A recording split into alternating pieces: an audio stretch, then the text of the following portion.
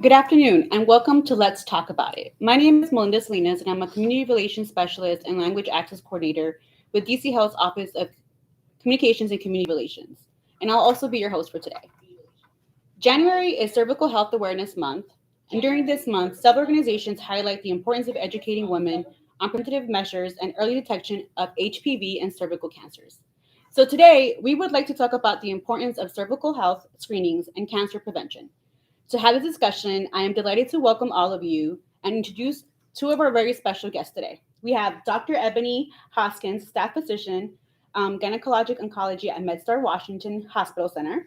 And we also have Nora Ivory, DC Health Project Wish Coordinator. Before we dive into the questions, I would like to give you an opportunity to introduce yourself. So if you can tell us a little bit about you and why you chose the health profession and what you like most about your job. Thank you. Thank you so much for the invite. I'm Dr. Ebony Hoskins, and as Melinda mentioned, I'm a gynecologic oncologist, which means I specialize in taking care of women with GYN or gynecologic cancers, including cervical cancer. I am a trained OBGYN, but my daily work is taking care of women with cancer. I work at Washington Hospital Center, and what I like about my job is having a trusting, intimate relationship with my patients from the time of their diagnosis till completion of therapy and beyond. Awesome. Well, thank you. That sounds very excited, and thank you for the work that you do. Yeah. I'm Nora Ivory. I was actually born at Washington Hospital Center and very proud and excited to be part of the DC Health team to work to help just better the health outcomes of our amazing city. So thank you, Nora. Mhm. Well, let's jump right in and talk about it then. So our first questions that we have are for you, Dr. Hoskins. Okay. So let's start the conversation with learning about, well, what is cervical cancer? Okay, so I think cervical cancer, let's just start. Where is the cervix? I wish I had a picture for it, but it's basically the location where it's entry into the uterus. This is where we do pap smears, and some of you may or may not know that the pap smear detect abnormalities on the cervix before it becomes a cancer. So like an abnormal growth, and it can, be detrimental. Okay. Thank you. You mentioned screening tests and the HPV and pap smears. Can you tell us which screening tests are available to help prevent or detect cervical cancer? So we start screening at the age of 21, regardless of someone's sexual orientation or activity. Okay. And so the pap test is one test that most people are familiar with, and it looks at the cells that come from the cervix and determine if they look abnormal or normal. In addition to the pap test, we have something called an HPV test. Okay. And the HPV test is another test that we test at the same time as a pap test. And we're looking to see if that virus, which is human papillomavirus, is present. And you may have other questions. No, go ahead. Continue. Okay, so the HPV, the reason why it's so important is because HPV is the same virus that actually causes cervical cancer, or before you get a cervical cancer, cervical dysplasia. So it's a huge game changer in terms of how we detect from patients. Thank you. That was actually my follow-up question, which you mentioned HPV, which is the human papillomavirus. And the question was, what is its relationship to cervical cancer? But you kind of mentioned that. Can you elaborate a little bit more on that? So human papillomavirus, I'll keep saying it. So at the end of the day, everyone will say HPV, human papillomavirus, it causes cervical cancer, let's just say at least 95% of the time. So when you hear cervical cancer, think HPV caused it. Okay. And so it's the virus that causes cervical cancer. Thankfully, if we detect HPV, we have ways to prevent cervical cancer. And can you tell us how would someone get HPV? Typically, it's sexually transmitted. So it's a sexually transmitted disease that is not kind of a typical bacterial one like chlamydia or the other STDs, but it's basically sexually transmitted. Okay. Yeah. Thank you for that and the context and to kind of frame how do we get to cervical cancer, and that there are steps in between that can lead to it, but there's definitely prevention and detection that women can take, or steps that they can take. Our fourth question for you is, can you tell us a little bit more about the importance of the HPV vaccine, who it is recommended for, and when it is recommended to get it? Right. So I think it gets very confusing. And so I'm going to try to make it as simple as possible. The HPV vaccine it can start at the age of 9. Okay. It's approved for ages 9 to 45. I think you can start around the age of 12. Okay. What I would highly, highly recommend is that all teenagers get, whether male or female, get the HPV vaccine. Okay. After the age of 26, that's kind of something you can talk with your provider about, whether you're a candidate for it. But why not get vaccinated from a cancer that is totally preventable? So I look at it like I'm getting vaccines for, I won't even say the vaccines for like measles, right? Like, so so we should just put it and make it very normal, and so that we get vaccines for HPV. Yeah, I think that's very important to frame in the discussion that we're having, is that HPV vaccines can also be or are part of the routine vaccination requirements, that it can not only protect you against an STD, but also from obtaining or getting cervical cancer. And I think that's very important. So thank you for highlighting that. And also you mentioned that both male and females can get the HPV vaccine, which I think is another important fact to kind of reiterate and highlight in terms of protection, right? Well, thank you. The next question that we have, I guess now that we're talking about vaccines, how is the HPV vaccine administered, and are there any side effects to getting the vaccine? So don't quote me all the way on it, but I think it's typically month 0. So like you get it it's 3 injections. Okay. Let's say the first day someone gets it, that's day 0, and then you would get it at month 2 and then month 6. Okay. I do believe that varies if someone's a teenager versus an adult. So I would always recommend that you talk with your provider, whether it's a pediatrician or your primary care provider, regarding what is recommended for your child or yourself for the injections. And the other question that everyone always asks is, are there any side effects? I think I actually got the HPV vaccine because why not, to prevent the cervical cancer. But I think the biggest side effect was just arm soreness. And it was quite sore, but it's nothing like, say, ibuprofen or Tylenol couldn't affect. You also have some people that just with the anxiety of taking a vaccine may have, can like pass out. And usually they like have you sit and wait and make sure that you don't have like pass out from the vaccine. But I don't think the vaccine causes that, as opposed to like anxiety for getting the vaccine. Yeah, absolutely. I think that's always a question we get asked, and in terms of vaccines, is what are these side effects and the pros and cons. So that's good to know that there's relatively no cons to getting the vaccine. What are the signs and symptoms of I guess HPV and then cervical cancer? Right. So for HPV, there are no signs. Thus, the reason, again, HPV vaccine, y'all. But anyway, I think it's very important not only to do the vaccine, but obviously the HPV and Pap test. There is no sign for it. By the time someone presents with cervical cancer, the signs of it, usually those patients have late disease. Oh, wow. And so that's why it's so important to do the Pap test and HPV test. But the symptoms are, like you asked, is abnormal bleeding or bleeding after sexual intercourse, pelvic pain. Those are, again, most of those patients who present with those symptoms typically have disease that's been there maybe a number of years. Okay. That's a very important, I think, factor to take, that it sounds like it's almost a silent disease before it gets really bad. But again, stressing the importance of preventative care and regular screenings for that.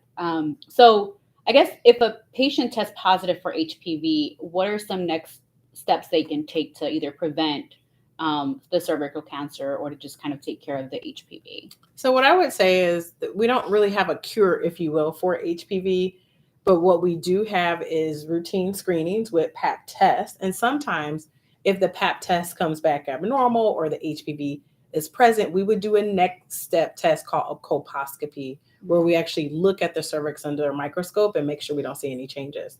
And that's what we want to do, is to prevent. That's still prevention. It's not a vaccine, but it's still prevention and detecting any abnormalities before it gets to a cancer. So this is why it's important to like at least see your GYN provider, primary care provider, pediatrician, pending the age, for these exams.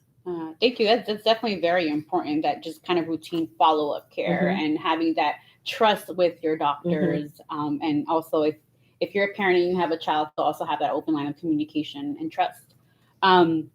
Well, the next two questions are more so individual oriented and for other OBGYN or other medical practitioners. What can health providers help, or how can health providers help their patients prevent cervical cancer or HPV? Or what are things that they can do to assist patients? I think one, education, like we're doing here today. So educating about what is HPV, is it an STD, how do you get it?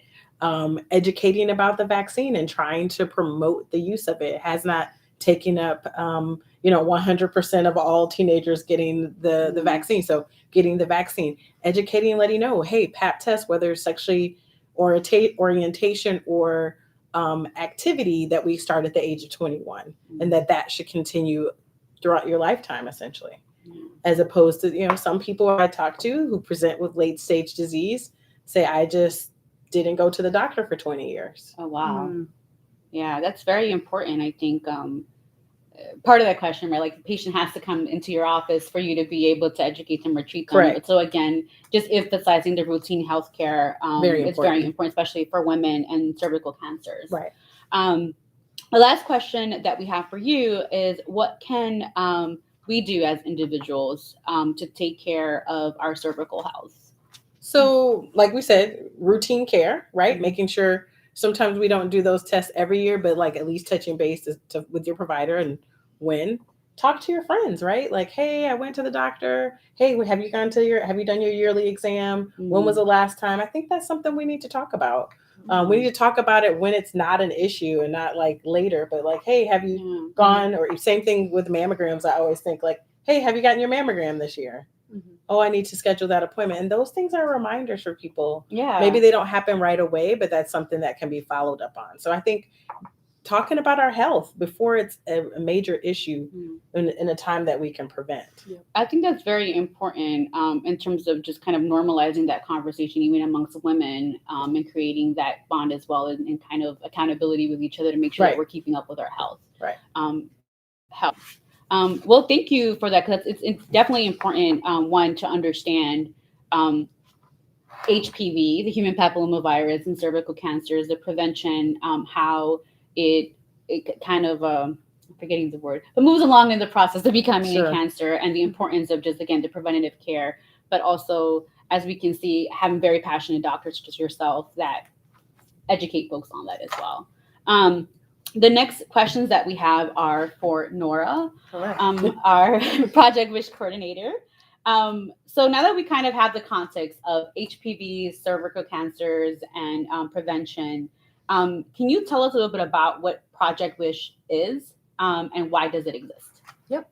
So now that you've taken all of Dr. Hoshkin's information to heart, the next step is to make your appointment for a Pap test or any cervical cancer screening. And that's why Project Wish exists, to help provide cervical cancer screenings as well as breast cancer screenings for the under or uninsured. Okay. Our providers are in the district, but we serve District, Maryland, and Virginia residents. Okay. And so if you're in between 21, above the age of 21, and you haven't gotten your Pap test yet, and maybe you're between jobs or don't have insurance right now, the idea is to call Project Wish, and we will set you up with one of the 5 providers that we have across the city. So you can, like I said, take this important information to heart and take a step towards knowing more about your health.